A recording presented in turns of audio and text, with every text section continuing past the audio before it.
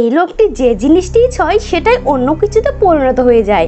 যেমন এই লোকটা যখন নিজের কফি কাপটা ছয় তখন কাপটির লোগোতে পরিণত হয়ে যায়, আর ছেলেটি যখন আলু ভাজা খাচ্ছিল তখন আলু ভাজাগুলোও লোগোতে পরিণত হয়ে যায়। আর লোকটার ওঠার জন্য যখন টেবিলে হাত রাখে টেবিলও তখন লেগোতে পরিণত হয়ে যায়।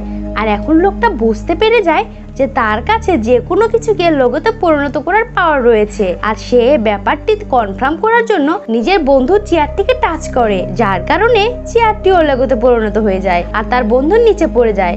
আর লোকটা তার বন্ধু বাইরে আসে, তারপর আরেকটি গাড়িকে টাচ করে আর সেটাকেও সে লেগোতে পরিণত করে দেয়।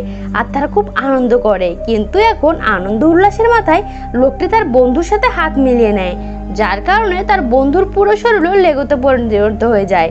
যা দেখে লোকটা খুবই চিন্তিত হয়ে যায়, কিন্তু তখন তার মাথায় একটি বুদ্ধি আসে আর সে তার বন্ধুকে $20 জন্য অনলাইনে সেল করে দেয়।